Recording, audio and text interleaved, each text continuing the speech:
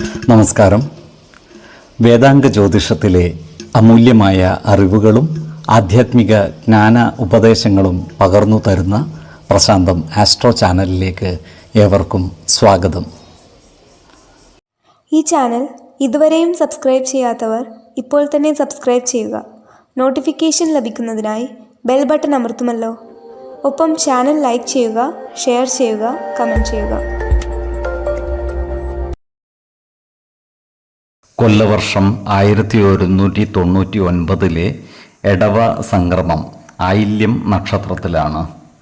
എടവം 1-ാം തീയതിയിലെ ഗ്രഹനില അനുസരിച്ച് മേടം രാശിയിൽ ബുധനും ശുക്രനും, എടവത്തിൽ സർവേശ്വരകാരകനായ വ്യാഴവും ആദിത്യനും, കർക്കിടകത്തിൽ ഗുളികനും, ചിങ്ങം രാശിയിൽ ചന്ദ്രനും, കന്നിയിൽ കേതുവും, കുംഭം രാശിയിൽ ശനിയും, മീനത്തിൽ കുജനും രാഹുവും സ്ഥിതി ചെയ്യുന്നു. പൂരാടം നക്ഷത്രത്തിൽ ജനിച്ചവർക്ക് എടവമാസം പൊതുവെ ഗുണദോഷ സമ്മിശ്രമായിരിക്കും. ഈ നക്ഷത്രക്കാർക്ക് കർമ്മമേഖലയിൽ കാര്യങ്ങൾ അനുകൂലമാണ്. എന്നാൽ ജോലിസ്ഥലത്ത് സഹപ്രവർത്തകരിൽ നിന്നും സഹായ സഹകരണങ്ങൾ ലഭിച്ചെന്നു വരില്ല. അതുകൊണ്ട് തന്നെ നല്ല പെരുമാറ്റത്തിലൂടെ എല്ലാവരുടെയും ഇഷ്ടം നേടിയെടുക്കുവാൻ പരിശ്രമിക്കേണ്ടതാണ്. ജോലിസ്ഥലത്തുള്ള അനാവശ്യ ഇടപെടലുകളും ഭാഷണങ്ങളും ഒഴിവാക്കി മുന്നോട്ട് നീങ്ങേണ്ടതുമാണ്. ഈ നക്ഷത്രക്കാർ എത്ര നല്ല കാര്യങ്ങൾ ചെയ്താലും പൂർണ്ണമായും മനസ്സന്തോഷം കൈവരിക്കാൻ സാധിക്കാതെ വരുന്നതാണ്.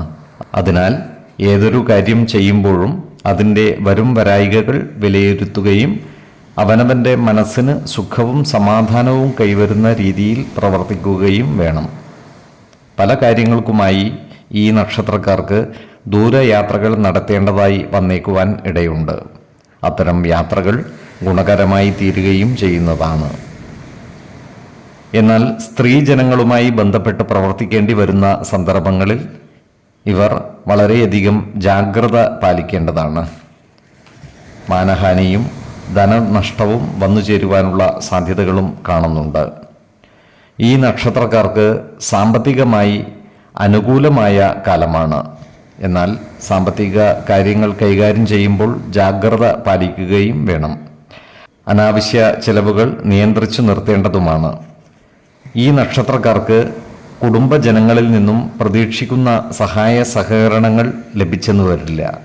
അതിനാൽ കുടുംബ അംഗങ്ങളുമായി എല്ലാ കാര്യങ്ങളും തുറന്നു പറയുകയും അവരുടെ ഇഷ്ടം നേടിയെടുക്കുന്ന രീതിയിൽ പ്രവർത്തിക്കുകയും വേണം.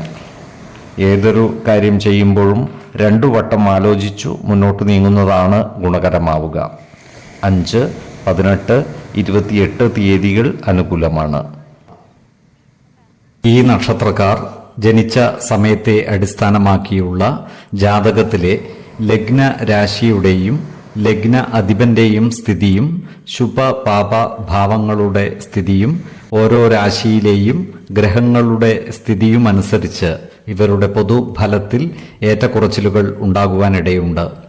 കുടുംബ ദേവതകളെയും ഇഷ്ട ദേവതകളെയും ഉപാസിക്കുന്നത് ഇവർക്ക് ആയുരാരോഗ്യ സൗഖ്യമേകും. ഇഷ്ടദേവതാ മന്ത്രം 108 തവണ ദിനംതോറും ലിഖിത ജപം ചെയ്തു വരുന്നത് ഇവർക്ക് സർവ ഐശ്വര്യങ്ങളുമേകും. നല്ല വ്യക്തി സാധനകളോടെയും ഉപാസനകളോടെയും മുന്നേറിയാൽ സർവേശ്വരാനുഗ്രഹത്താൽ ഇവരുടെ സർവകാര്യങ്ങളും മംഗളകരമാകും. നന്ദി, നമസ്കാരം. ജ്യോതിഷരത്നം പ്രശാന്ത് കണ്ണോം.